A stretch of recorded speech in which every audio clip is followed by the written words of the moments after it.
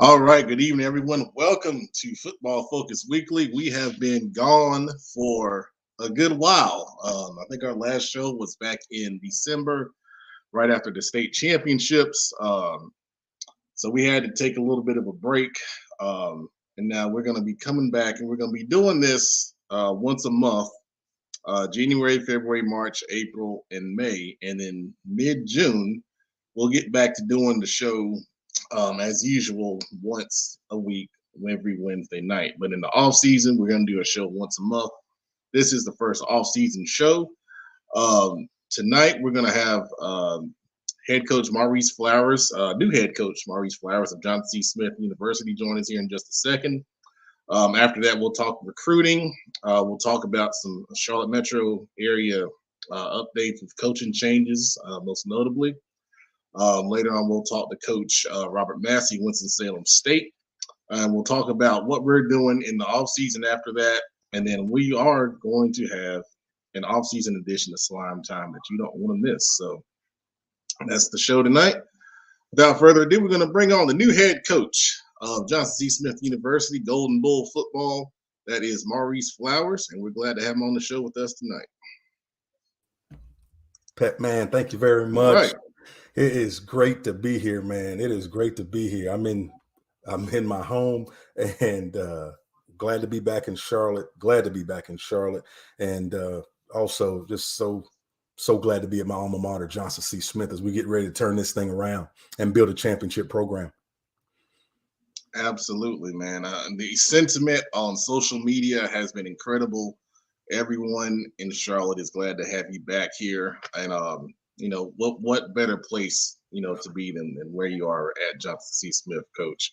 Yeah. So first off, I got to ask you, what is your plan, to build this program over off Beatty's Ford Road? Sure. Well, first off, we all want to say that, as coaches, we're great coaches because we're so smart, and that might be a piece of it. But good players make you a better coach. And so the first thing is recruiting.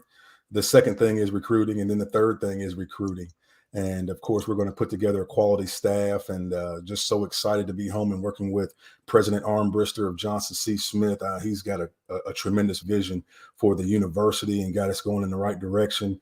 And now he's getting ready to turn the athletic program around. I'm just so excited. But my plan really starts with recruiting, and what better place than Charlotte, North Carolina, to just be your recruiting base. I'm part of my plan is the roster that we currently have, and what we will get to will be 70 to 75% from the Charlotte metro area. And when we say Charlotte metro area, we're talking, the surrounding counties, and we're also talking upstate South Carolina.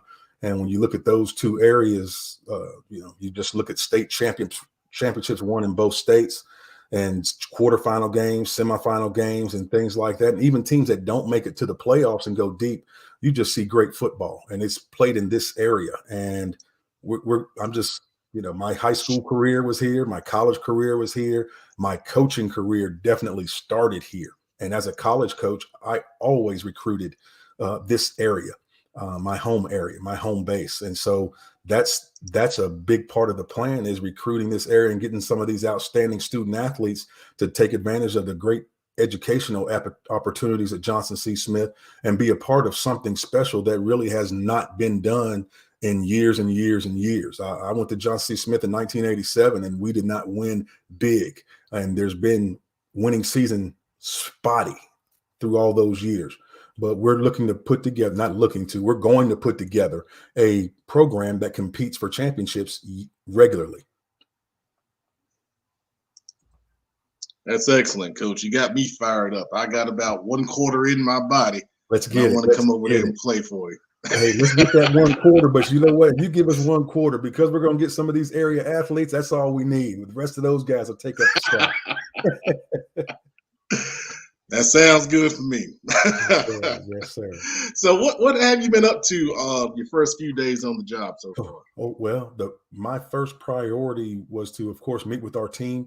The record wasn't good last year and things like that. But one thing I knew from watching film and then knowing the CIAA conference is the current team, they're better than the record shows. I mean, there's some talent on the team. And so I'm excited about this group of young men that I'm currently working with. We've met and we're going in the right direction, and starting with education, making sure we're going the right way, and with our schedules and making sure our workouts that'll be fine. But I'm excited about them first. But my first few days, I've been visiting every Charlotte high school, seeing every high school head coach. I mean, that's what I must do. I say this is going to be our area. It starts with me. And once our total staff is on board, everyone's going to have a Charlotte area. But for myself, these high schools, that's where I've been. And we're having an official weekend, this official visit weekend on Saturday. And we're going to have a lot of these local guys here. And I'm just so excited. I'll finish up tomorrow and Friday visiting about 8 to 10 schools that I have left. But I've been making my rounds. That's what I've been doing. And I'm excited that once we get the rest of the staff on, we'll move outward.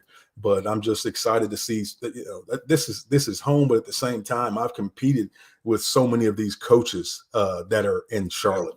There's some great coaching in Charlotte, in the Charlotte area. That's why, this area competes for so many championships. But it's just been a lot of just hitting the ground, not running. It's been a sprint. And I'm just glad to see these coaches and the thing about these coaches in this area is they fight for their kids. These coaches fight for their kids to get scholarships or to get an opportunity to be a preferred walk-on. I'm just proud to say I'm from this area because these coaches do such an outstanding job. Absolutely, man. That is great to hear. I know a lot of people share that same sentiment of wanting Charlotte to be the focus, for your university, especially. So that's refreshing to hear. We've heard a lot about the transfer portal. It's really been hurting, high school players. This is a two-part question, Coach. Class of 2022 especially is going through it right now. What can they do to kind of get you guys' attention specifically? And then the effects of the portal on high school players. Kind of talk about that from your perspective. Let's go with the first part. What can they do? They've already done it. What I mean by they have already done it, they've put their football abilities on film, and they're doing what they're supposed to do in the classroom. And so now what else can they do? It's tough if you're in the high school coach and the parent and the player's shoes. It's very tough because when you say just be patient, who wants patience when now the clock is ticking? But when I say be patient, it's because of the portal. It's there's going to be some opportunities to come, and I know I'll just speak specifically for us at Johnson C. Smith.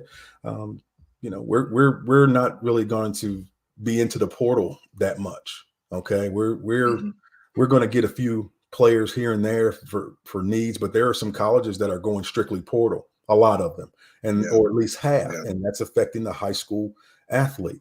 But our approach is going to be, we're going to build with the high school athlete. We're going to build with the high school football player, and we're going to have confidence that we're going to get them better every single year. I think the portal, it has its place, but we're not going to build off there. I'm a high school coach. I happen to be a head college coach, but I'm a high school football coach, and I believe in the high school athlete. I believe in the high school coaches, and that's I've been in their shoes, and I think that if you build with a high school athlete, you're going to see the fruits of your labor because they're going to get better every year. They're going to get better in the classroom, and then you just have a great plan for them to build them every year. You're going to see results. I was part of championship programs at Fayetteville State University, and in 2017, we brought in about 50 freshmen to help build that program. Wow. Coach Richard Hayes, and you know what? Of those 50 freshmen, there was a bulk of them from guess where? Charlotte area, right here. A guy named I remember, yes, sir. Those people, and so those guys went on to compete for 4 straight CIAA championships. So it can be done. The transfer portal has its place; it does, but our philosophy is going to be building with high school athletes, and we're going to sign a big class. If I could sign 50 players, 30 to 35 are going to be from the Charlotte metro area. And then the rest from every place else. But we're not getting ready to be in a hurry. We're going to sign some folks on signing day, but we're going to be patient ourselves, and we're going to recruit all the way through May and June. So I hope I answered both parts of your question about the portal. First off, it's having an effect on the high school athlete and families and things like that. And then, because of that, athletes that might have been FBS players are now going to probably be FCS players. And athletes that are FCS players are probably going to be Division II players. And I could just say, for myself, we're a program that's going to, benefit from some of that, especially in this area. And then just about, just our approach, it's going to be building with high school football players. Excellent answer, Coach. I think a lot of people, appreciate that. Just some comments I see and different reactions. So, well said. I'm going to bring on someone else who's here with us, my partner in crime. We call him the Professor. You know him as Coach. His name is Kenneth McClamrock, and he's got a question or two for you. Yes, sir. Coach Flowers, how are you, sir? Good to see you, Coach. Man, I'll tell you what, as soon as I heard the news that you were coming back home, man, I started ringing people. My phone started blowing up. Social media started blowing up. So many people excited that you're back home in Charlotte. You're back home where you made a name for yourself, where you were the quarterback, Johnson C. Smith, man. So much excitement in the air. Coach, on a personal level, on this show, you have talked about the importance of recruiting Charlotte and Charlotte area kids. On a personal level, what does it feel like to come back home to Charlotte, to come back home to where you were a stud athlete? I think a 2-sport star is what somebody told me. I didn't know that. So I'll leave that for another time. But what does it mean to you to come back to your home? And Coach, what will it mean to bring Johnson C. Smith? You talked about them being down for a long time. What will it mean to you to bring this program back to prominence? Well, the first part, how it affects me personally, I'm still soaking it in because, I've had a couple of times where I've reflected about being, from Charlotte and, playing at East Mecklenburg High School, where I was an all-conference football and basketball player, and being recruited in the area and deciding to go to Johnson C. Smith. And when I went, my class, we came in 1987. I happened to be the first one from Charlotte to sign, and then we had about 15 other guys from Charlotte come. And we did okay, but we did not win for a number of reasons. We didn't win, but we had a lot of talent, not just from Charlotte, but from a lot of different places. But Charlotte, I felt a Charlotte flavor right there, and it just felt good. And so, and then there were some individual things. I was a 3-time All-American and things like that. But those things are just really that doesn't excite me because I didn't win. And as we go through life, we know you can't do anything by yourself. So I had some individual accolades, but as a team, we did not compete for championships on a regular basis. And so now to have the opportunity to, just look at the time that's went by. I'm from Charlotte, but I got a chance to know Charlotte athletics and the city even more. And I've seen Charlotte grow to a regional power. Okay, in football and recruiting. It's just you look at about every doggone top program, they've got people from Charlotte. And I'm just excited to be able to coach them. I'm to go recruit them because there's so much good football in this area. I really think recruiting now at Johnson C. Smith, our focus, I don't want to use the word easy, but it's right here. It's right here. I've of the 19 to 20 publics high schools, I think so far I've been to 14 or 16 right now, and I think I've used 1 tank of gas.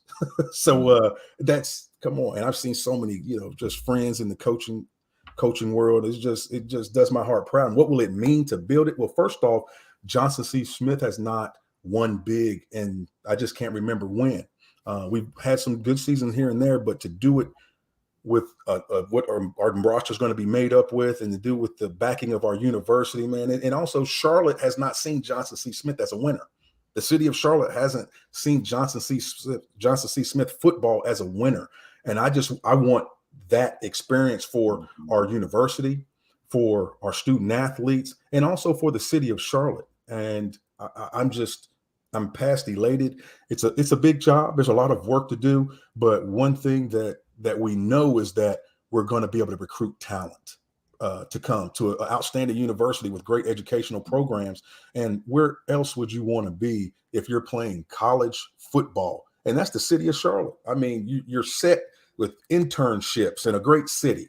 Okay, you're in a professional city, and one of the most thriving cities, not just in the South, but in the United States. So you have to want to come to Charlotte to play ball. And I'm just excited for the opportunity to be the head coach and excited for where we're going. Well, Coach, every time, me and my boys drive past the school, my boys always ask, Daddy, what field is that? When are we going to go to a game there? And now that I've got my dude there, Coach, Yes. My boys are going to be there. So excited about you being back home. And Coach, good luck. That we'll do everything we can to yes, sir. help make you successful. Thank you so much. I appreciate it. And we it's just exciting because when you talk about the transfer portal and just, high school recruiting and how it's affecting our young men, because my transfer portal for the most part is going to be the guys from the area that left and aren't happy and want to come back home. That's really I want that to be our transfer portal. Guys from the metro area that, sometimes things don't work out, but they want an opportunity to play. And what better place to come than Johnson C. Smith in the city of Charlotte, back home. I'm evidence, you can have success here. And I'm just so excited that it's just, going in and seeing these athletes, these coaches, and knowing these guys are coached well. And, I'm excited. I'm excited. Looking forward to it. Thanks, Coach. Thank you. Thank you, Professor. See you soon. All right, Coach, my last question for you. A lot of people, have asked, what made taking this job attractive?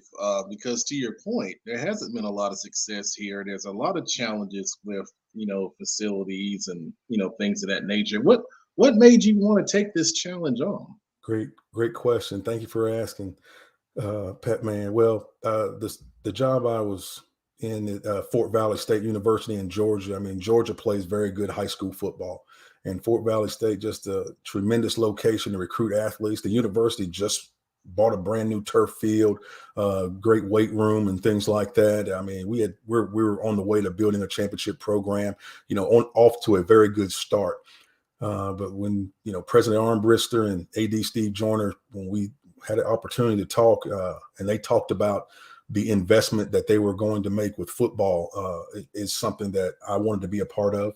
And really, of course, the chance to be home. My wife is, while I've been working, a good part of, during the season and recruiting and things, my home base has always been Charlotte. My family still resided here. It's always been my home. It's always been my recruiting area. So the opportunity to be home full time, that was a major factor. And then also knowing that Johnson C. Smith is wanting to be successful in football and we're going in the right direction. I just couldn't pass it up. I really felt like it was a no-brainer once we knew we were going to invest in football. I felt it was a no-brainer. I'm just, because first off, again, recruiting is one of the things you have to be able to do. And not just recruiting players, but also recruiting quality coaches. Charlotte, everybody wants to be in Charlotte. I haven't met many people that could say, I just don't want to be in Charlotte. There's not much going on in Charlotte for me to be successful. People want to be in Charlotte, North Carolina. It's a great city. And we have a great university, quality education programs and football. People are going to have student athletes are going to have an opportunity to come into a program and make a difference immediately. And that was just so attractive to me. And again, I'm a build with high school football players that we're going to get better and better each year. I've had experience in having big high school recruiting classes that leaned on freshmen and sophomores and things like that. And we have a good nucleus there at Johnson C. Smith currently. So, I'm just excited in the opportunity, to bring a winner to Johnson C. Smith. And for the city of Charlotte to see Johnson C. Smith football as a winner, that's something that hasn't been seen. And I would probably dare say over 40 years. Yeah. I don't even know what to add to that, Coach. All that was awesome. The fact that you want to make the Charlotte Metro your focus is music to a lot of coaches and players' ears. When we promoted that you were going to be on with us tonight, I've had several players reach out and express their excitement to hear from you. So it's really, really great to have you back here in the city. We've had several comments. I'll share a couple with you that I posted earlier. Coach Lucky. I'll tell you what, there's a lot of great coaches that recruit this year. I'm going to keep Lucky in Mississippi out of Charlotte now. And then a young man that you're familiar with, an Antonio Miller, calling him the best quarterback coach around. That was number 14 quarterback in the country. He was number 14. He and Chris Leaker used to battle it out with those numbers. That's my guy. Fireman now. I appreciate you guys lighting us up at Harding. We've talked about that in the past. I was at Harding the other day with Coach Smith. They got until they sign, you can't say these guys' name, but some good football players at Harding University High School. Oh yeah, yes, oh yeah, absolutely. And then let's see, Andre White. Highlight White. We coached together. One of the best receiver coaches and trainers around. He loves kids. He loves kids. He wants to see young men go to college. Highlight White, that's his name. Concord High School was a dual threat quarterback back in the day. Yes, sir. Absolutely. So a lot of people excited to see you back here, Coach. And like Kenneth said, anything we can do to help. I know you've been working with us in the past, and it's been great, and I look forward to doing even more with you now that you're back home. First, I tell you what, I'm just glad of the platform that you have put on. You have been a major factor in Charlotte football getting even more publicity and giving opportunity for folks around, not just in Charlotte, but everywhere, to see how good the football is in Charlotte. You're for young men and doing well and getting publicity and getting that they might not get. And I tell you, I'm excited to be working with you, because I'm looking forward to being able to call you and say, who should I be looking at right now? But you know what? If I got to do that too much, that means I'm not doing my job, because I'm going to be in Charlotte, buddy. But I look forward to us working together. And Coach McClamrock, I tell you, wherever I have been, whatever school I've been, Coach McClamrock has always sent me players, and sometimes not even his players. And when you are surrounded with men that are just about young men doing well in life and getting an opportunity to get an education and play college football, man, that's really what it's all about, is helping those get better and helping those get opportunities. And I'm just excited to be back, excited to be working with you all and just recruiting this area, and because it's such a great area. It's these, what we're saying, we hear a lot of nice things that all of us are saying, but we're saying facts, though. These are facts. Yes. We're not making up anything.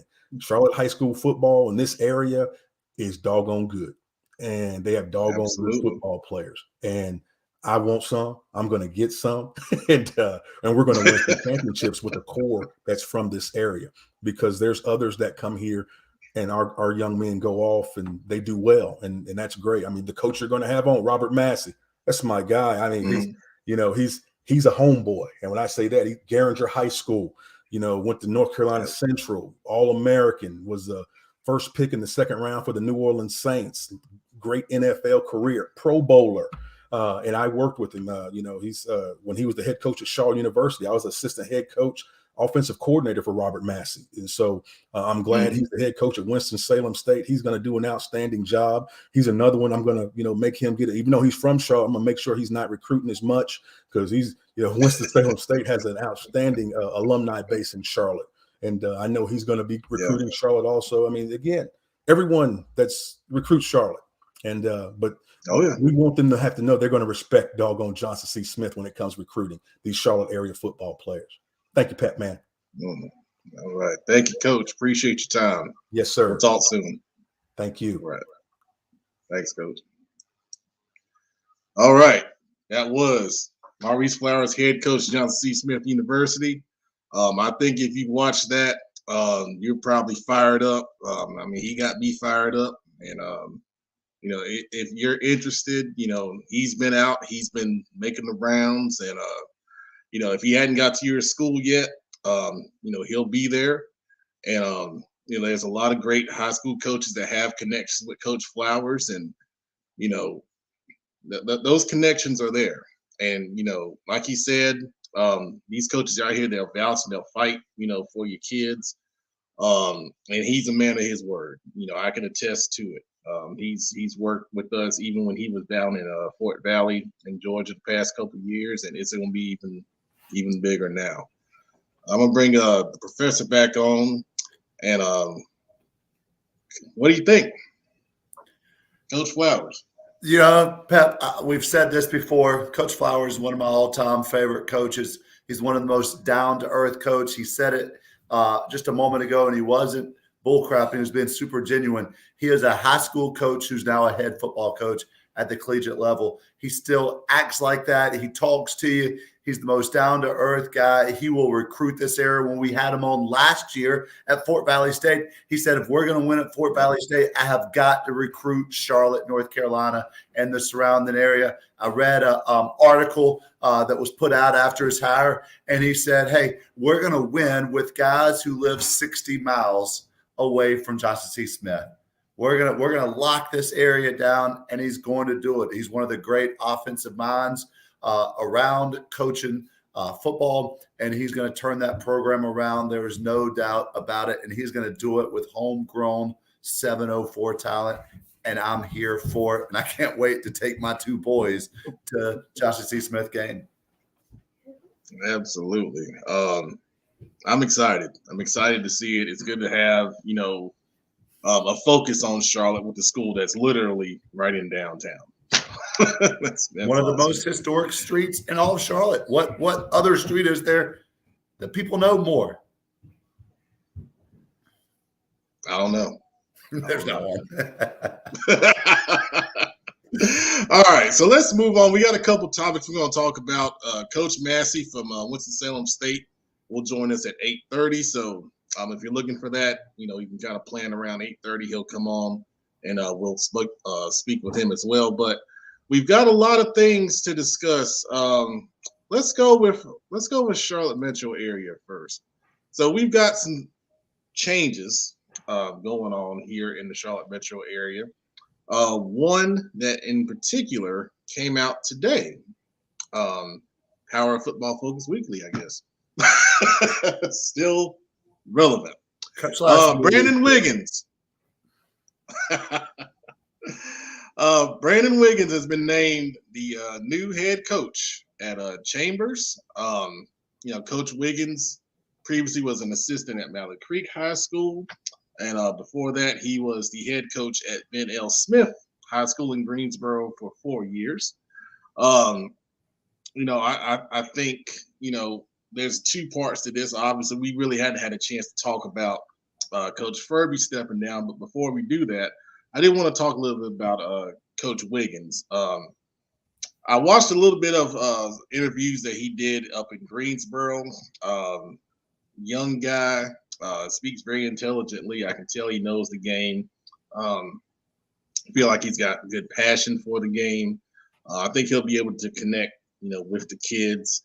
But obviously going into a situation like at Chambers, where they've had a ton of success, obviously been in the state championship game the last 4 years, and they've won, 2 in a row, and all the talent on that roster. If you're Coach Wiggins, going into this situation, what are some of the first things that you do, as a coach there? Well, let's be honest, Pep. It's 2022. That we're talking about Charlotte football. The first thing that he has got to do is to keep his kids in-house. They have developed such a repertoire and such a deep team with their class of 23 and their class of 24 kids that took them to the state championship, starting, I don't know, what was it, 21 guys coming back, 21 starters, something silly like that. He's got to make sure that he keeps those guys in the building, because we all know that guys have been chirping in their ears for the past month. So he's got to make sure that he gets them in the building. The second thing that he has to do is he has to get kids to buy into him. It's tough. It's going to be tough. He's following a dude who just played in 3 straight state championships. How do you build off of that? You can't say we're going to take Chambers to the next level. Yeah, that's true. Because we played in 3 state championships. We can't say I'm going to get more college coaches in because they've got the whole parade of coaches coming into Chambers. So he's got to get kids to stay in. He's got to get kids to buy in. And most importantly, he's going to have to get kids to believe that he is the man for the job. He's the man for the job. And that may be the toughest thing, especially with kids who believed in Coach Ferb and what he was doing and who believed in that program. Now, the great thing is for Coach Wiggins is he has an incredible staff around him at Chambers. They've got incredible coaches on both sides of the ball, coaches who are about the kids, coaches who work hard for the kids. You see them, they're taking kids all over the Southeast, all over America to colleges to visit, and they do all the extra 7-on-7s and the travel teams and all that kind of stuff. If he can keep those coaches in the building, if he can get those kids to stay in the building, if he can get those kids to buy in and then show them that there's a reason why he was picked for this. There's a reason why you just got named the head football coach at the most dominant football program the past 3 years in the state of North Carolina. You know, Chambers is going to keep rolling. But to me, those are the 3 big things that he has to do. Yeah, I agree, and that's well said.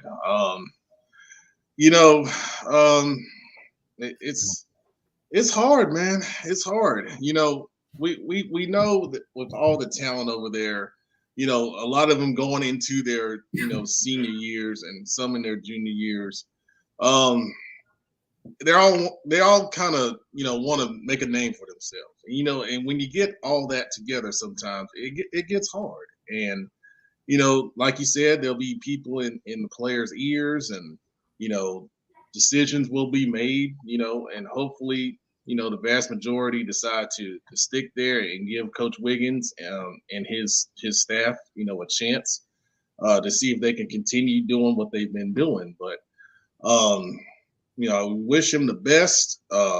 And I sent him a message today. I said, if there's anything that we can do, you know, for you, Coach, you know, please reach out. And he replied, he appreciated it. So hopefully we'll be able to talk with him pretty soon once he gets, you know, settled. He's got a lot of things, I'm sure, to Pep, how get old settled is he? over there. I've heard he's young. How old is he? He is young. He is young. He was actually a Ben L. Smith graduate. I think I read 09, I think. Oh, wow. Okay. Is when he graduated from there. And I think I think he played at Elon after that. So he's a North Carolina guy, you know, grew up in Greensboro, obviously, but you know, knows the area, was at Mallard Creek last year, so he's familiar with, you know, some of the kids and the talent there. So, you know, that'll help. That'll help. But he's got a lot, you know, he's got to focus on before talking to us. So that's big, and congratulations to Coach Wiggins and his family once again on that. All right, so I see a couple comments. I'm going to put it on the screen because it's going to lead into my next thing here. So Jermaine Brandon is saying nobody's answering the real question: why the change at head coach? Well, when someone resigns, as Coach Furby decided to step down, you'd have to ask him that. we can't answer that question. You know, I would never, you know, speak for anybody, and you know, because I don't know. I don't know. You know, everyone has, you know, their reasons for doing things, and you know, Coach Ferb, great guy. Obviously, he did an awesome job in his time at Chambers. When he first got the job, you know, I wanted to get over there and meet him. I think I was one of the first media people to do an interview with him. He always is he's a straight shooter. You know, he's not gonna BS you. I think he's a great offensive mind, you know, obviously for what they've done the past couple of years, connected with the kids really well.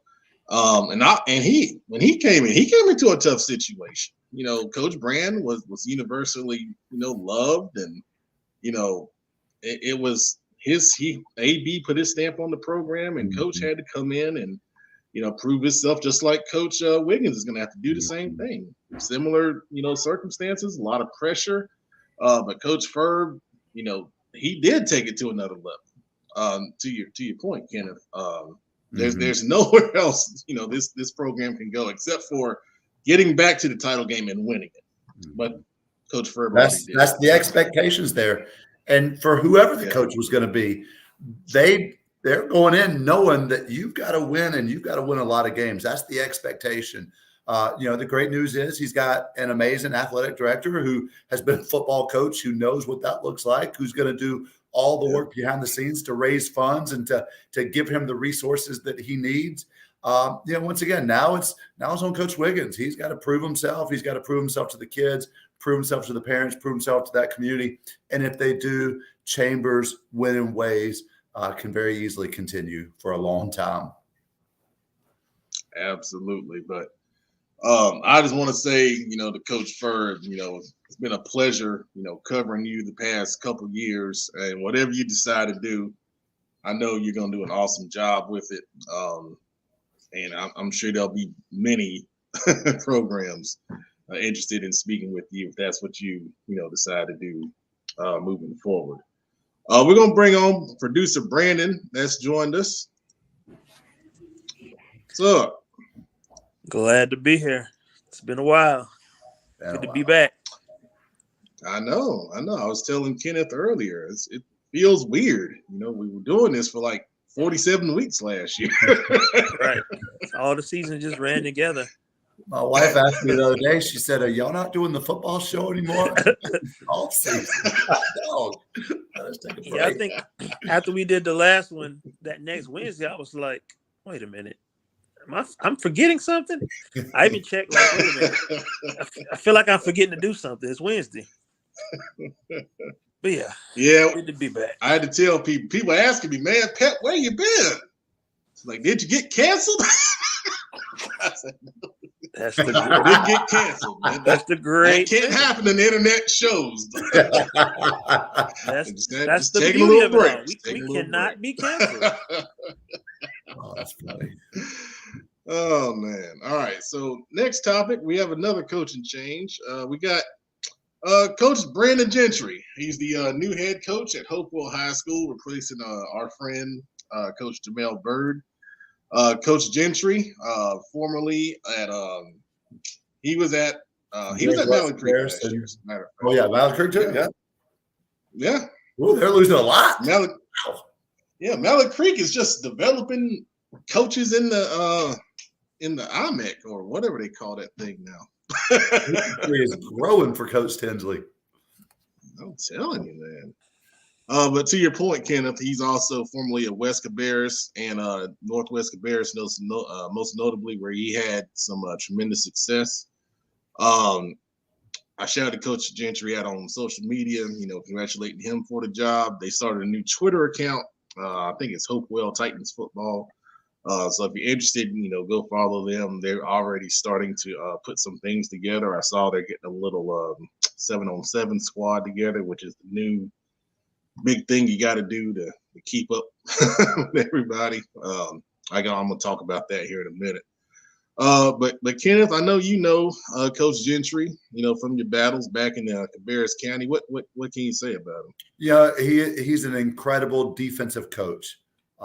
He's a very hard coach, but he's a coach that his players love to play for.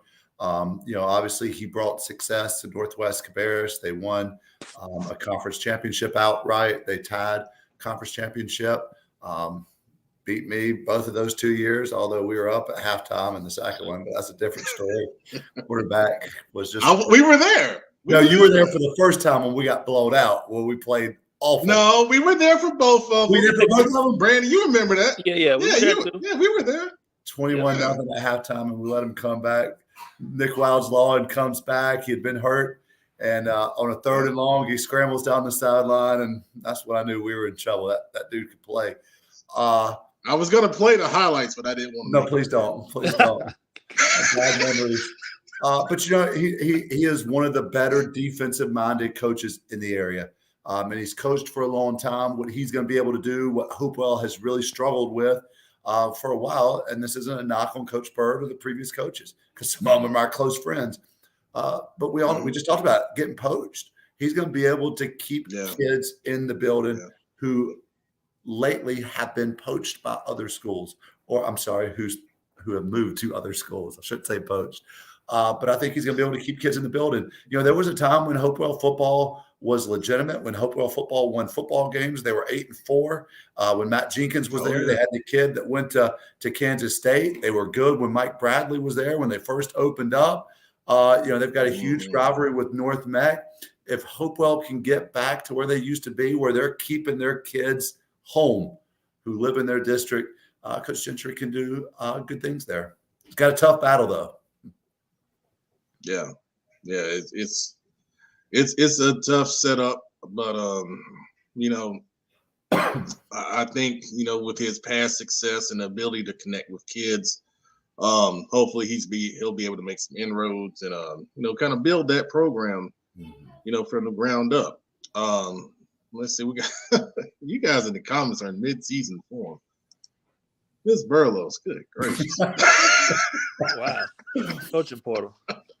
You know what, Coach Flowers, you talked about this though, Pep. This is what we've said on the show for 2 years now.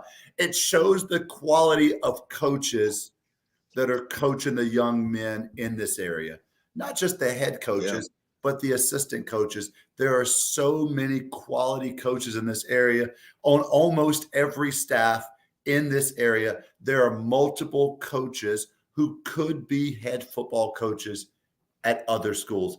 And if Charlotte didn't pay so stinking good relative to other school districts, they probably would be. Absolutely. I mean, I could sit here and name some of them, but I wouldn't. Be too many to name. I don't want to put that. Yeah. Well, that, and then I don't want to put that on, those guys, not knowing if that's what they want to do or, or if they're happy where they are. So, last topic.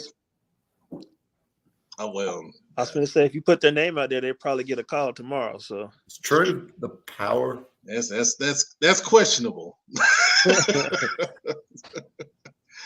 Now, my influence on food, chicken wing knowledge, absolutely. The chicken wing market, you got influence there. I got you. All right, I saw this come across, and I got to ask you guys about this. We saw down in Union County, Central Academy of Technology and Arts, or CATA, as it's known. It looks like they're eliminating football. I don't know if this is permanent or if it's temporary, but we've seen some different things, come out, with this program before, where they stopped playing varsity football. They only played JV football. They went back to playing varsity football. And now they're talking about eliminating the thing altogether. First of all, what's your general thoughts on this? That's terrible to ever see, because we know how much football does for young men beyond the wins and losses. It's so much bigger. And, that's what a lot of people tend to focus on, the scoreboard. But football does a lot for a young man in their development, way beyond the scoreboard, way beyond what happens on the field. So to ever hear about kids, missing out on that opportunity, I mean, you never want to see that for any reason. Pep, unfortunately, football numbers have been in decline for a long time. It's why this show, it's why what you do for this community, Pep, is so important. And there are lots of reasons for that. There's the concussion, CTE fears from, the movie that came out with Will Smith a couple of years ago. There are other things, video games and other avenues that kids get into. And then there are obviously all the other things that's always been dealt with.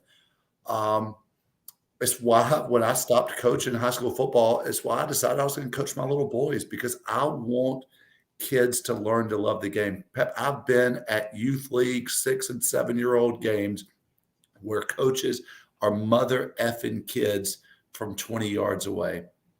And I think that we have an issue with youth league coaches doing silly stuff like that turns kids away.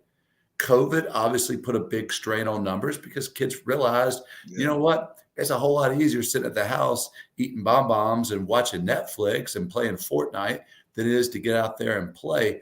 But football, and you guys are saying it, Jermaine, man, that is perfect. Football is so important. Teddy Roosevelt said that one of the greatest games that have ever been invented for making men is the game of football. Football was dying in 1904. Literally, it was dying. People were literally being killed. And Teddy Roosevelt stepped in and saved the game. He changed the rules as president, and football became what it is. But it does so many valuable lessons that are taught. Anytime you see a school stepping away from football, it breaks my heart. CAT is a magnet school. It's a small school. I believe they're a 1A, 2A school, Pep. They are. But we've seen this. We've seen this in the Chapel Hill area, where varsity football 4A schools have not had varsity teams. We've seen locally 4A and 3A high schools not have JV programs. What we need is men, adults, who are willing to put their money where their mouth is, who are willing to come out. One thing that makes Charlotte football so great is in Cabarrus County, where I am, in Cabarrus County, where I've spent most of my time, in Rowan County and Stanley County, the majority of the coaches are teachers in the building. But what makes Charlotte so special is there are so many non-faculty coaches at every school. In fact, you can't have a Huff, you can't have a Chambers, you can't have a Mallard Creek, you can't have a Hardin or a Garinger without those community guys coming. We need men who are about the kids, who are willing to come in and give up their Monday through Fridays, give up their Saturdays, give up their Sundays for the betterment of our kids, for the betterment of our communities, because we all know that whenever kids aren't in athletics and they're left to run the streets, the bad things happen. Grades are always the best in season. School attendance is always the best in season. Behavioral issues are always down in season. We need men who are willing to step up and mentor these young people. Well said. Well said, man. For 13 years, I was one of those community coaches. And, some of you guys, that are out here and you think about it, thing about it is, what I see and what I've heard, talking to different, guys that are interested in coaching, in youth ball, they have a lot of control, but you get into the high school game, you don't have that much control. And you may not want to come in and wash jerseys or line the practice field or do all those different jobs that aren't fun, where you're not drawing up, 8-man pressures and all kind of stuff that you might do in youth football. But the main thing is if you're in it for the kids, it doesn't matter. You'll do those things because you're contributing to a better life, for these young men. And it's rewarding. It's rewarding. You build relationships. And if you want to grow in the game, especially in Charlotte, I tell you now, there's opportunity. There's opportunity because there's not many, teachers in the building, to Kenneth's point, in Charlotte that coach. Most teachers here, they teach and they go home. And, every program is always looking for coaches. Every coach I can talk to, it doesn't matter. I've never had a coach say, I've got all the coaches I can handle. They always need a line but to finish, they always need an offensive line coach. They always need a running backs coach. Always. Absolutely. But to finish up this point, the thing I hate the most about this are the young men that's on the CATA team now. What do they do? I mean, what you're in the middle of, the off season, and this is a time where you typically bond with teammates, work out, play other sports, train, and get ready for the season. And now you don't even know what's going to happen. So you don't know if you got to transfer, if they're going to let you play at a neighboring school, or what. So I hate it for those kids, and hopefully they're able to work something out. That's always tough. But now our next guest is ready, so we're gonna get ready to bring him on the show. So I'll put you guys in the background here. And we'll get that off the screen. All right. And we'll get him on the screen here. All right. Okay, we are going to bring on now the head coach for Winston-Salem State University. We had Coach Flowers on earlier, and he said some nice things about this gentleman. And we're going to talk to him, and hopefully he has, some great information. I know he will. His name is Robert Massey, and we're going to bring him on right now. How we doing, Coach? Doing well. Thanks for having me, Cam. Absolutely. We're glad to have you on the show here, Coach. So we had Coach Flowers on from John C. Smith earlier in the show, and he said some great things about you. Storied NFL career, and now you're leading the head coach for the Winston-Salem State University Rams. Coach, I got to ask you, what is your overview and vision for this program under your leadership? Well, the model for our football program, our athletic program is simple: graduate champions. And what we mean by that is, if we can convince the parent to allow us to bring their kid into WSSU as a student athlete, the promise is that before he graduates, he will be a champion. And then once he graduates from WSSU, he'll be a champion in life as well. So we try to stick to that, and it's simple, but it's a hard task. It's a challenging task. But for us, that's the easiest way we can explain our mission at WSSU. I like that, Coach. That speaks to kids and parents, and that's very simple. You're gonna go to Winston-Salem State. You're gonna win, and you can win in the classroom, on the field, off the field. I think that's awesome, man. I think that's awesome. We got a lot of stuff going on with recruiting. The 2022 class is really getting beat up with transfer portal and all these different things that are going on.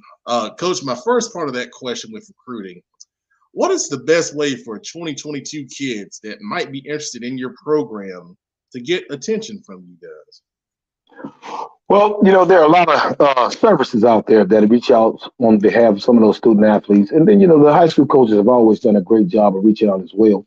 But I think sometimes, especially now with this transfer portal thing, if a kid is really interested in a particular institution, go ahead and email the coach, whether it's the head coach, the position coach, or the athletic director, somebody in that athletic department, because that email will reach whomever you're trying to get to. And most of the times, coach is going to open that email up, and a lot of times you have a link in terms of showing your skill set from your last high school season, and the coaches will evaluate it. Okay. All right, cool. Excellent. I appreciate that information. Hopefully we have players and we have parents watching, tonight that we're excited to see you, coming on here with us. So hopefully you guys take note of that and, do your due diligence. For sure. And that's one of the things we tell kids and parents all the time. Recruiting now, there's so many kids out here, that want, to get seen and get evaluated and try to get an offer to play at your school, that the coaches don't have time to sit here and reach out to every single player, that might be interested. So they have to do some legwork, on their side as well. So, I appreciate that, Coach. That's excellent. And then on the other side of that, the transfer portal. Your general thoughts on the portal? Is it something that you guys plan to use a lot at Winston-Salem State? And in general, how do you feel? It's an interesting. Right now, we're in uncharted territory, uncharted waters, because again, this is really new, and what it has allowed for the college student athlete to do is, if he's not satisfied with his playing time or his position or his status within the team, he can go into the transfer portal and try to find a better deal, if you will. But on the other end, it takes away from the high school students that you could possibly bring into your camp, your team or your program. You can shape and mold. So right now it's a catch-22, and I think what you have to do is try to find a balance or a happy medium.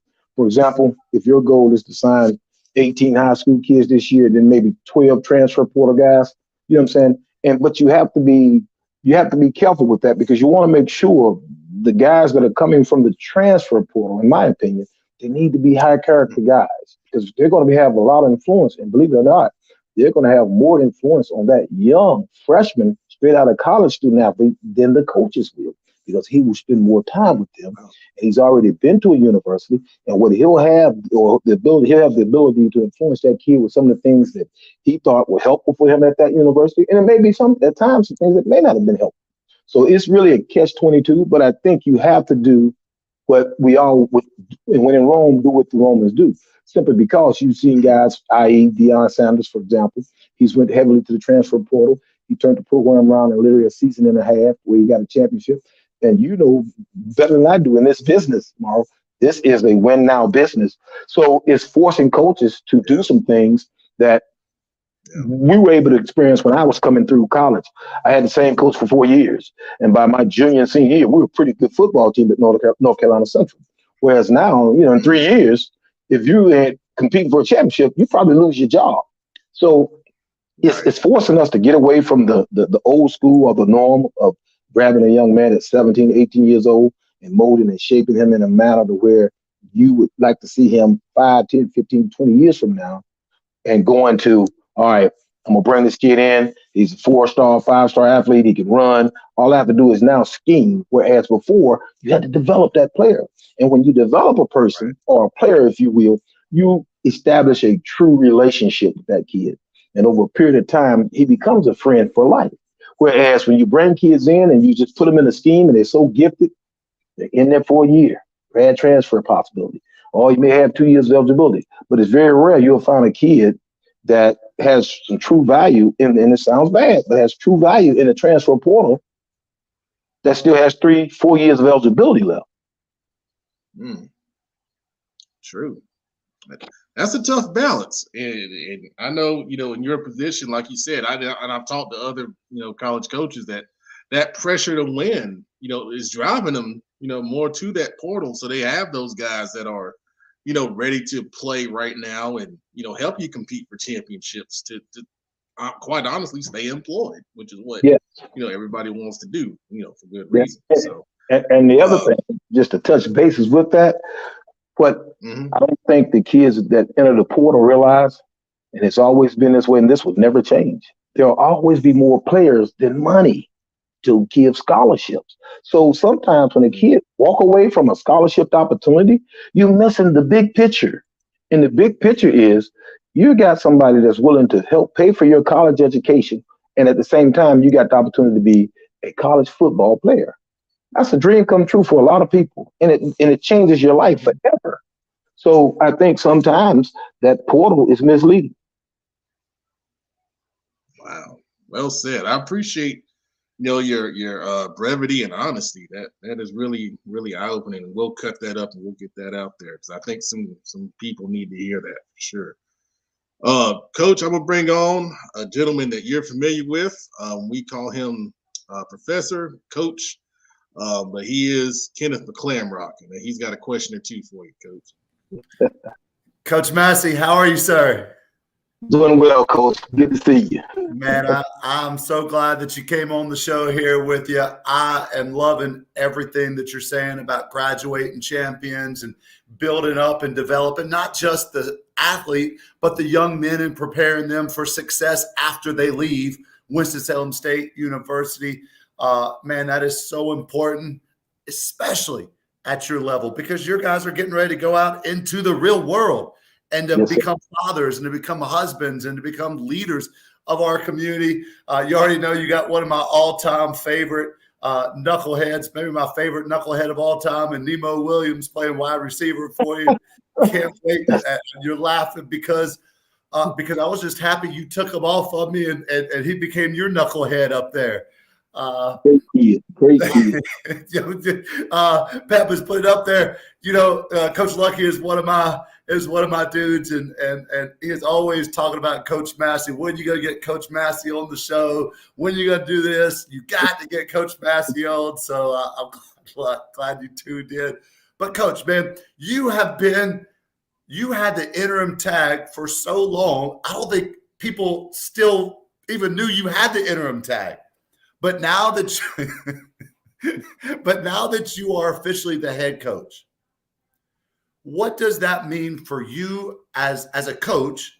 But more importantly, what does that mean for the stability of your program and for kids to realize, all right, our university is really bought into our coach. We don't have to worry about, is he still going to be around? What does that do for your program, Coach? That has to be huge. Well, it is. And I'm very grateful and thankful for this opportunity. But I tell you from the most important, in my opinion, the most important prospect. From a recruiting standpoint, and recruiting will always be the key, coach. When you are an interim head coach and you talk to a high school coach or you're talking to a parent or family about bringing that kid to that university, it's tough because there's no guarantee you'll be there after the season. And in our conference, we took roughly 4 months and our season's over. So now, we have 4 years. We can go and speak with coaches, we can speak with parents and let them know, our plan is to be repetitive is to bring your child to WSSU and put him in position to win a championship as a football player, but more importantly, graduate. Mm-hmm. And with the experiences at WSSU, we expect you to be a champion in life and for life. So having 4 years and now that title of being the guy, head football coach, it helps in so many ways, but the most important way is it really is from recruiting. Mm-hmm. Well, Coach, so many people in this state love Winston State. I mean, y'all's fan base, your alumni support is through the roof. So it makes me happy that they finally made that official with you. I'm excited to see what you guys do moving forward, man. And, because Winston State recruits this area. You've always recruited this area. You guys understand the importance of recruiting this area. And I'm looking for big things from you, Coach. I got to see you play this past year versus Catawba, but excited to get up there and see you guys play with my 2 little boys. Well, thanks, Coach. We appreciate everything, all the support and the help that you've been helping us with over the past few years, and we look forward to continue that relationship, especially from a recruiting standpoint. Yes, sir. Thanks, Coach. You're welcome. All right. Thank you, Kenneth. Appreciate it, man. All right, Coach. I got to ask you, like Kenneth said, you had the interim tag for a while. Now that you're officially, the head man, for the Rams, what attracted you to want to be the head coach for this program? Well, one of the things, or the obvious, is the tradition of winning championships. You look at all the coaches, man. I'm the 10th coach in an 80-year history. And if I'm not mistaken, maybe 1 or 2 guys have not won a championship in their tenure at WSSU.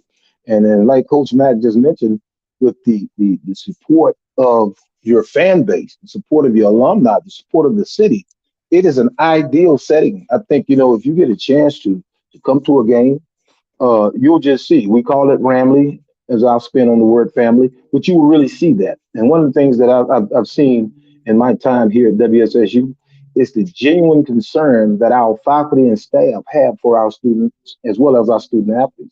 I think it's just it's a good place to be, great city to be in, and it's a great place, man, to get a quality education. Well said, Coach. Well said. Before we let you go, Coach, I want to ask you about, yourself, your career, coming through the ranks and being drafted into the NFL. What can you say about your career and your experiences? Well, I use that as a recruiting tool because I'm a product of the CIAA. Of course, I went to North Carolina and they were Division II at the time that I came out.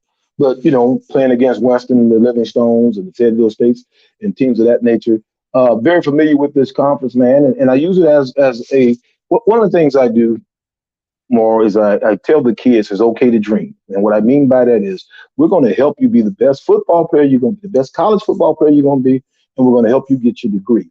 But we still want to dream of playing at that next level if that is one of your goals and desires. It is possible because I'm living proof.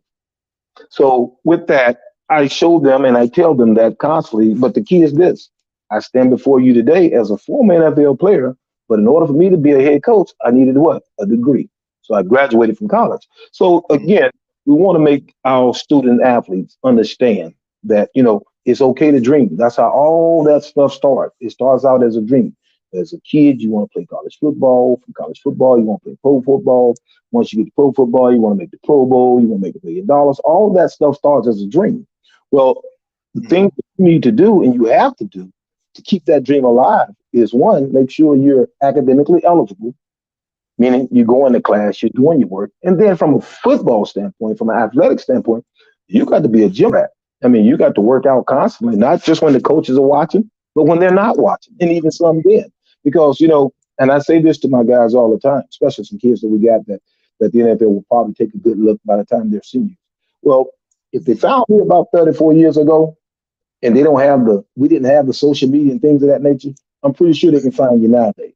So with that being said, there's just so many avenues out there for kids to go, like recruiting. Hey man, you can send your stuff now to a scout.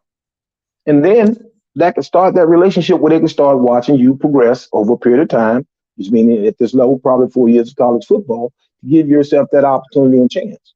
But we just want to make sure our kids never stop dreaming, never stop using their mind from a standpoint of trying to change the world.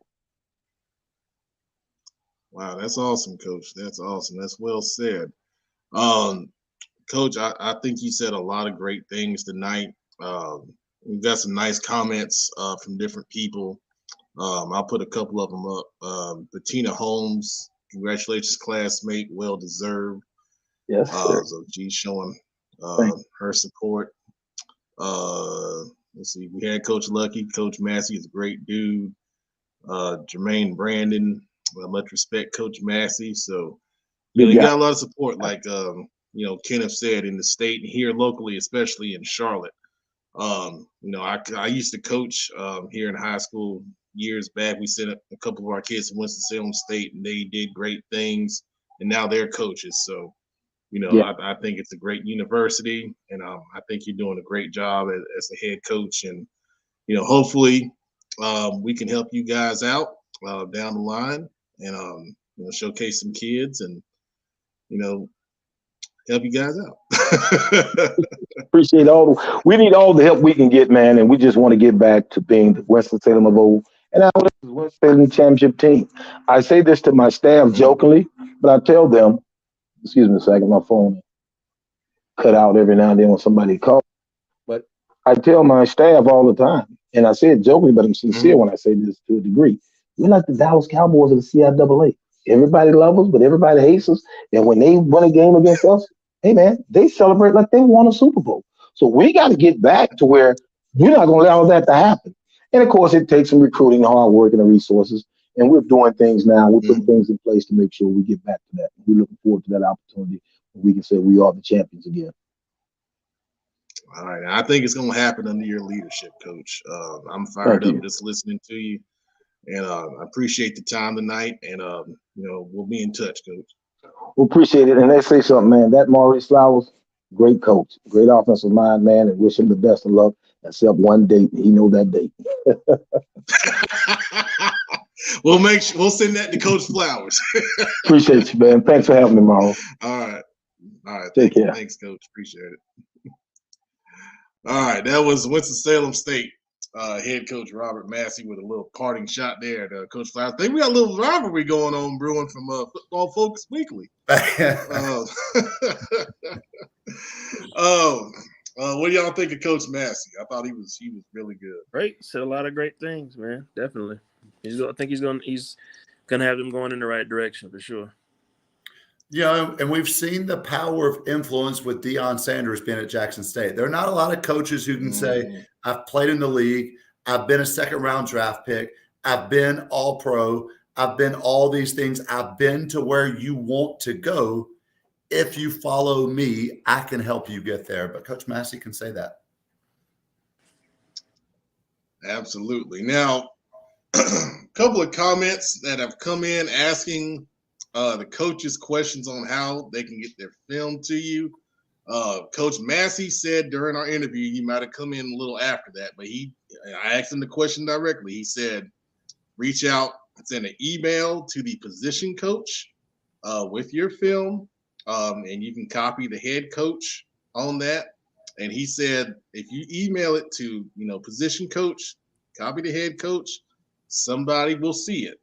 Okay, and he said that's the best way for them to look at film and evaluate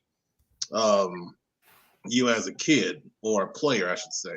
So I know there are parents watching. I'm sorry. I was just going to speak to that really quickly, just because some people may not know, how do I find a head coach's email? If you Google Winston-Salem State football, it will bring up their football page. When you get there, click on Inside Athletics. It doesn't matter if you go to Johnson C. Smith State football. It doesn't matter if you go to UNC Tar Heels football. It will always have a link called Inside Athletics. When you click on that, you want to click on Athletic Directory, or sometimes it says Staff Directory. When you click on that, you can click football in the top right-hand corner. Every college in America uses the same exact system, so it's easy to navigate for students and students' parents and coaches. Click on football, and it will bring it down, and it will say Robert Massey, head football coach. It will say North Carolina A&T, Sean Gibbs, running backs coach, Mississippi Valley State, DeJuan Lucky, recruiting coordinator, running backs coach, and you can list it. And going off what you just said, Pep, piggybacking, email your position coach, the coordinator, offensive or defensive coordinator, and I wouldn't be afraid to put the head coach on that email chain as well. There you go. And that, I was going to briefly bring it up as a topic, but I think we covered it pretty hard between us now and then the two head coaches we've had on tonight. But the big thing right now, and I want to talk about 2023 and beyond. We've talked a lot about the 22s and what the situation they're in now, but 23 and beyond, you're seeing what's going on now. So what can these kids in the younger classes do to prepare for what's happening now to the 22s? Well, number one thing, if I'm a 23 or 24 or 25 kid, what I used to tell my athletes all the time, when a college coach steps on campus, you better look the part. I want that college coach, whether it's Natron Means at Carolina, whether it's Lonnie Galloway, whether it's fill in the blank. When he steps on campus, I want him to look at you and say, holy cow, coach, who is that? Because that dude looks like a grown man.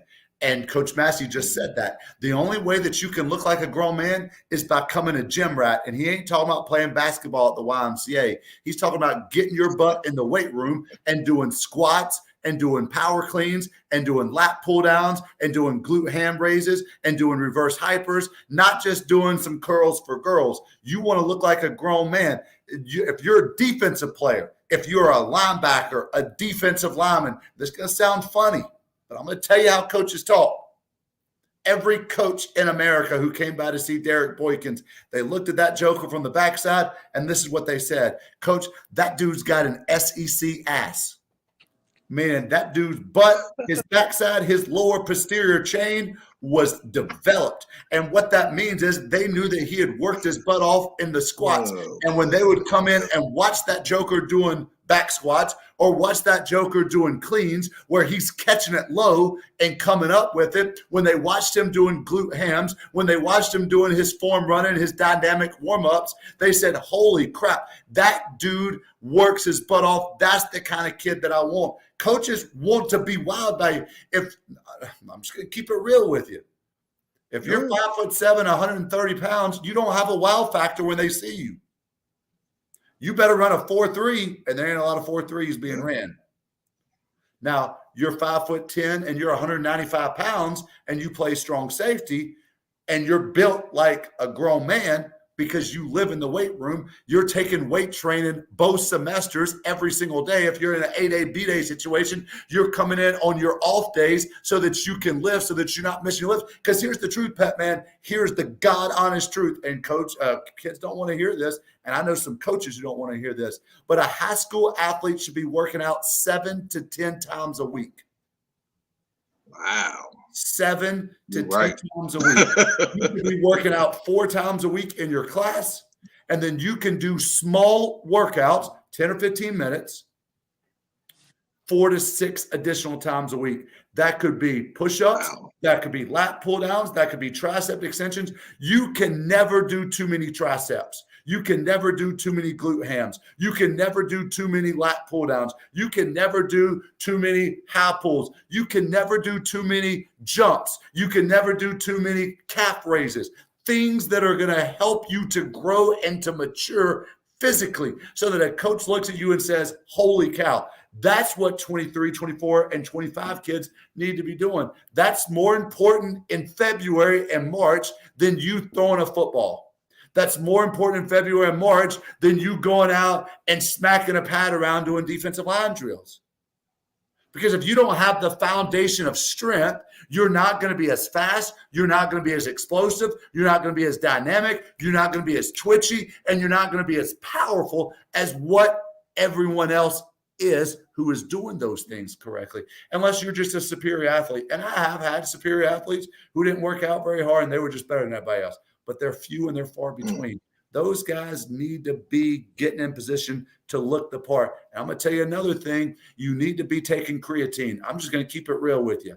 Creatine is the safest supplement there is out there. There are thousands of studies that have come out that says the importance of not just 17-year-old kids taking creatine, but 40-year-old men taking creatine and 70-year-old women. It not only makes your bones stronger, your body stronger, your mental acuity stronger.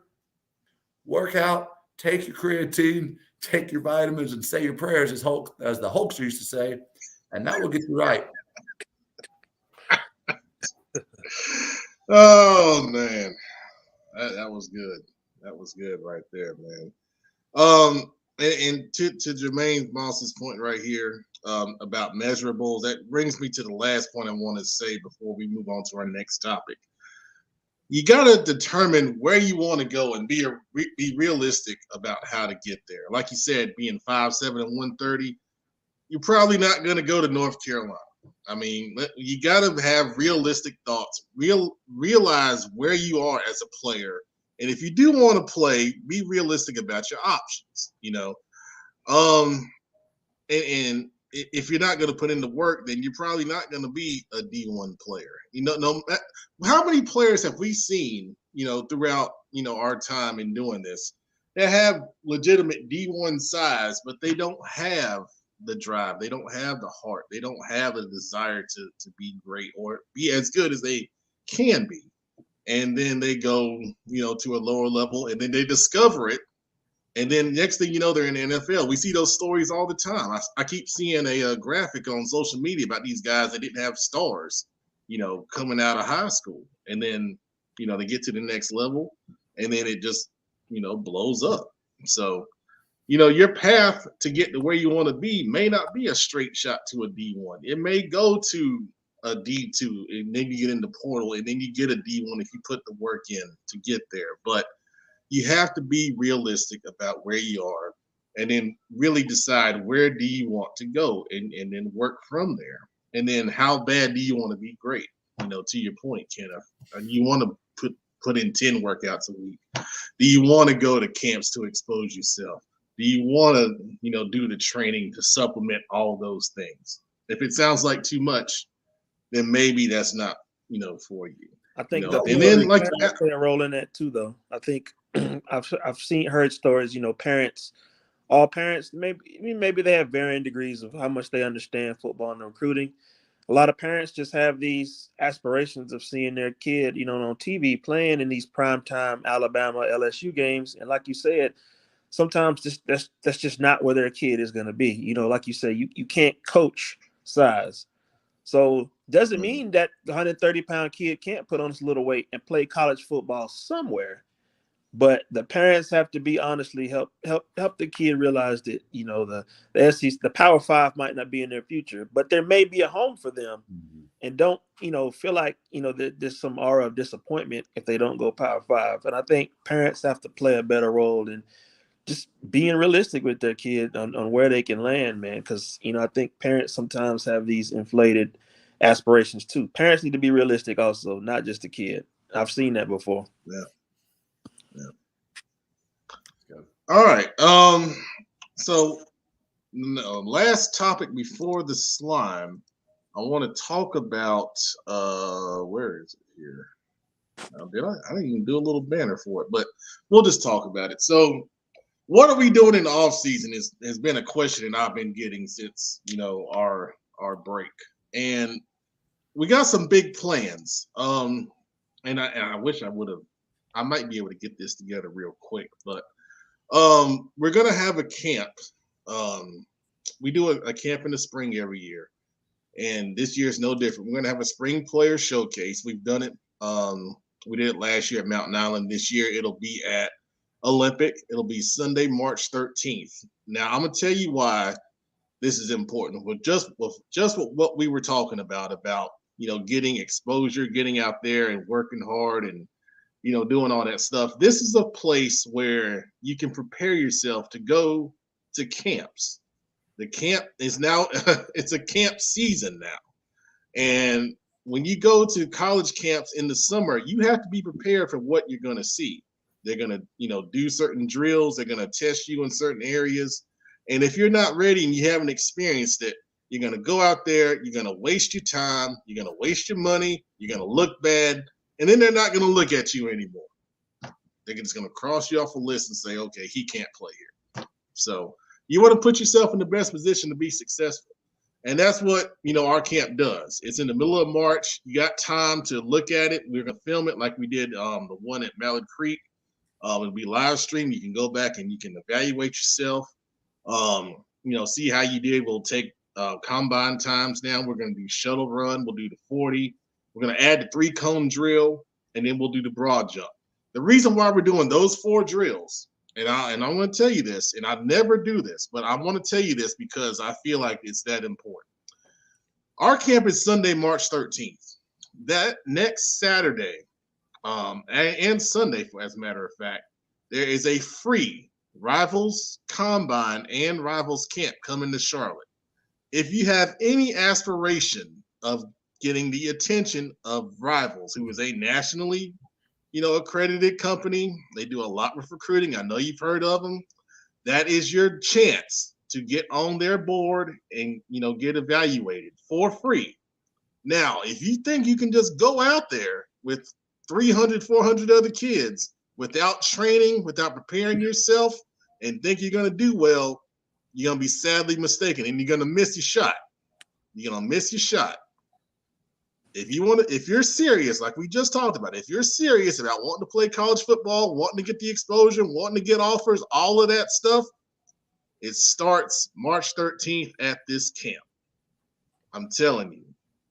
We're expanding the camp. It's going to be 4 hours. We're going to give you an experience just like you're going to see at Rivals. Now, when you go out there to Rivals, you're not going to get 2 and 3 chances. They got 400, 500 kids out there. You're going to get one shot. If you ain't ready for that one shot, next. It happened to me. I wasn't great. I knew who I was, and I went down to Atlanta back in 1990-something. And went to a combine. And there were so many kids there, they had told us initially we were going to get 2 shots to run the 40. We didn't get 2 shots to run the 40. We had 1 shot. I ran a 5.3. And I thought I did good. I'll give you this little story too. We did bench press. We did 185 on the bench. They asked, who wants to go first? Nobody wanted to step up. So I said, yeah, okay, I'll go first. I had practiced, and I had got I think I got 12 reps when I practiced consistently. So I had a little adrenaline, and I got 14. And I felt good. I said, okay, 14, all right. The very next guy that jumped on the bench did 38, and he ended up being the bench press champion of the day and ended up going to Tennessee. I never forget that. So I'm telling you, you got to prepare, for these settings because you get 1 shot, you make the most of it, then, you can do something. So you can go to, our website, charlottefootballinsiders.com, and sign up, for that. We'll promote it, of course. I'll be inviting, some kids. Now there's going to be limited invites. We're going to expand the area of invites. So, I would say don't wait for an invite, but I will be inviting some kids to come and participate that I feel I can benefit from it. But you've got to be ready. Okay. If you want to sign up for the Rivals Camp, I think you can go to rivals.com and search for the Combine. It is free, but make sure you're ready to participate there. Prepare with us. We'll get you ready. Now, the other thing that's coming up, and I'm really excited about this. Kenneth has already done some great things to help with this. We are doing the first ever HBCU showcase. It's going to be in May.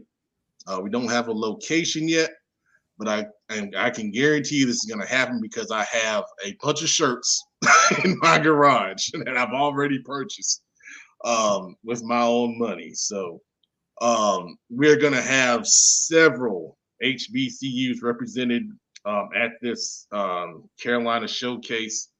If you've heard about the one in Atlanta or Georgia, wherever they do it down there, it is huge and it has helped a ton of kids get exposure and offers. We want to do that same thing for the Carolinas. So we will have an HBCU Carolina showcase in May, probably early May. We're working on a location, but we've mentioned it to some college coaches. They're very excited about it. They want to be a part of it. We've got a lot of talent here in the Carolinas, and that's going to be a big, big time event. So there'll be more information to come, on that, and then registration will open up in March. And you're going to want to get in on that fast because there's going to be a lot of people interested in that, because in that time frame, there's going to be a lot of people that still don't have homes. For the 23 kids, you're going to be one part of that to get on the map, for some of these colleges. And then even the younger kids, you want to get that experience and you want to get on the map too, because with high school recruiting, as you see, it's getting harder and harder, to get offers, to get exposure, with the transfer portal being the way it is. So that HBCU showcase, Carolina showcase, is going to be big time for North and South Carolina. And I promise you, you want to get in on the ground floor on that. And also our March 13th Camp Spring Player Showcase. So that's what we've been working on in the behind the scenes. And you're going to start seeing that stuff come out here in the next couple of weeks. Pep, let's be honest. Anything else? The HBCU showcase is getting ready to be one of the greatest things for local athletes that's ever happened. I'm just going to keep it real with you. We're going to put college coaches in front of you. When you ask, what can I do to be seen? What can I do to get my name out there? What can I do to take my skills to the next level? When coaches say, we need to have this, we need to have that, how can we get our kids' names out there? Pep, we are going to get so many colleges in one area on one field at one time. Every coach that I've already just brought it up to in passing, coach, we will be there. Coach Flowers said it just a moment ago. Everybody wants to come to Charlotte. Yeah. There's not a single coach that does not want to come to Charlotte. They know how rich this area is. And when we say we're going to put a buttload of kids in front of you, coaches are going to come. Kids, and Pep, I don't want to spill the beans too much, so I'm not going to steal your thunder but I will say this: Pep Man is doing an incredible act for local student athletes. I'll just put it there and I'll leave it there so that we can talk about it at a future date. But this is the hugest, that's not even a word. This is the hugest thing that's ever been. I can promise you that. It is going to be huge. And this isn't HBCUs as the little white guy on the show. Sometimes people think, well, that must not be for people who look like my two little boys. But let me tell you something. It is, because college coaches talk like crazy.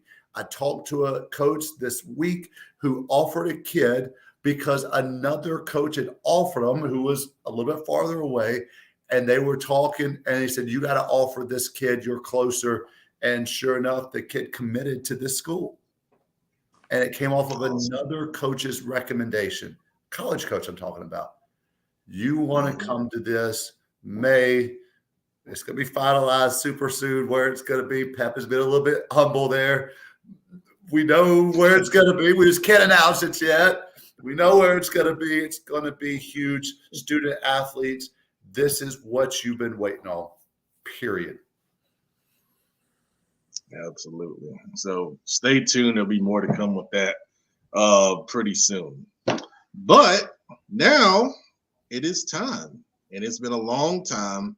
And I know, people have been wanting to hear from us. This is what they've been missing on their Wednesday nights. So we'll be glad to give it to you. It's slime time, baby. You know what, Producer Brandon, man, it's been a while. Let's go ahead and get this thing rocking. Producer Brandon, who are you sliming on tonight? Well, we're knee deep in the NBA season, and I gotta slime my Lakers, man. They just drowning in mediocrity. They have some moments. They'll win a couple here and there, but the overall season, they're just kind of in and out of even being in playoff contention. Westbrook's a turnover machine, and just Lakers just overall, although they have their moments, just don't look like championship contention right now. So they need to get it together and try to make a run in this second half of the season. Hopefully they can. There've been some injuries, but hopefully they can stay healthy. But right now, with all that talent, Davis, LeBron, Westbrook, they just don't look like champs right now overall. So we'll see what I have going for it. But for now, I'm slamming them. I'm with you, Brandon. Pep, who are you slamming on tonight? Man, I'll tell you, I came ready for this show. When you have a month to get ready for your show, I got show notes here. I got 2 pages of show notes, and I had to go to my second page. I got 2 slimes. I sat here and I thought about it. The first of one is the Carolina Panthers. What the hell are we doing? Can someone please tell me what the hell we doing? Ben McAdoo? That's the best we can do? Ben McAdoo? Oh, man. God, man. This man got ran out of New York for ruining Eli Manning's streak and putting in Geno Smith. And got fired the next week. And I swear, good gracious. You know what? I really think Matt Rule is trying to sabotage this team just so he can go back to college. I think he expected to be fired, and now he's just saying, you know what, screw it. We're going to make this the worst thing possible so I can go get me a college job and go where I want to go. The second thing I want to slime is delivery services. And this is multiple. I'm talking about Instacart. I'm talking about Uber Eats. I'm talking about, what's the other one out here? DoorDash. With COVID and everything going on, I've been trying to make more conscious and safe decisions. I got Instacart to deliver me some groceries. I got, Uber Eats and DoorDash to deliver some food. These fools are stealing your food. They steal your food. You pay for it on the app. And I swear I had one time the DoorDash person, I was watching it on the app. They literally drove in my neighborhood, drove down the street. I opened the door. They drove past the house and waved, kept going, and I never got my food. And I'm like, what in the hell? And then I disputed it. And then I made another order. I had to wait another hour. And then I got like 1 sandwich and half a box of wings. and I'm paying for this stuff on the app. And I'm like, is this a thing where you DoorDash and then you eat people's food and don't give a crap about your rating or whatever? Because they got a 1 rating from me. I took my tip back. And this is just ridiculous. If you need food that damn bad, go to the damn community food bank, man. Don't be stealing people's food that we sit here and work hard all day and we're trying to be safe and conscious in this COVID-19 pandemic, and you F it up for everybody else. Good gracious, I'm done. One thing we know, you don't mess with Matt Morrow's chicken wings. That's for sure. But let's be honest, Pep. I mean, I cannot go from the window where you get the food to the stop sign without reaching in my bag and grabbing some fries. I don't know how anybody could be a DoorDash driver or Uber Eats driver and not get you a couple French fries out. I mean, let's be real with that. God, you know what, Pep? Man, I'm going to slime because we got to. I wasn't going to. I was going a different direction. But then I heard his little thing he did on HBO yesterday. And, of course, I'm talking about the biggest knucklehead of them all, Antonio Brown. I mean, I'm not even going to go with what happened at the Jets game, what did or did not was said or went down. But I'm going to go with this knucklehead who, as soon as he did what he did a few weeks ago, went on one podcast and started calling out Tom Brady. Now, I have no issue calling out Tom Brady because, well, I'm a Panthers fan. We know why that is. That said, you call him out like 3 weeks ago, and then last night you go on HBO and you start talking about, nah, Tom Brady's my guy. Nah, he was throwing me the ball. Nah, I was getting plenty of touches. That's my guy. Like, dude, did you not just forget what you said like 3 weeks ago when you were just bashing this dude, talking about he can't do nothing by himself and all this crazy talk? It's like Antonio Brown. And then he went on to say that the Tampa Bay Buccaneers offered him $200,000 to go seek help for his mental condition. Dog, 200,000. Like, that's how bad it is, bro, when they are willing to pay you massive amounts of money to take a leave of absence from work. And then you post the picture in your Baltimore Ravens picture yesterday. Big dog, it's time, man. I mean, you were a heck of a player. Pittsburgh, I'll never forget. Good night, but dog, get some help, man. Get some help. You got slime tonight. That is horrible. That is horrible, man. Man, I just got, and I don't want to do this on the air because I feel like I need to. I think somebody, I think somebody done took our logo, man. Somebody done took our logo and trying to do some high school coverage with it. A little bit of breaking controversy here, man. We gonna follow up on this. We might address this in the slime next month. I know some people. We need to take care of somebody, Pat. Right. We'll handle this one after the stream ends. Man, yeah, I might have to keep recording after the show ends. Y'all might want to see an uncensored Pet Man here in a minute. After dark. But anyway, are they? Don't start that again. You don't see? There's no tomato sandwich in the background, is it? No. Just wondering. No. Okay. That's not. Just kidding. All right. So once again, we're doing this show once a month. Our next show will be February the 23rd. So Wednesday, February 23rd will be our next show. We'll have more information about the camps we mentioned. Other head football coach will be on that show, Pep. All right. And we'll have more fun, and we'll give you an update on whatever I'm looking at here. So on behalf of the professor and the producer, and hopefully we'll have more family members on. Everybody's kind of doing their own thing right now. So hopefully, in February we'll have some more guys and girls, the queen, maybe will be on the show. But on behalf of everybody, Pep Man, Matt Mark, we'll see you guys on social media real soon. And thanks for your support. Thanks for watching.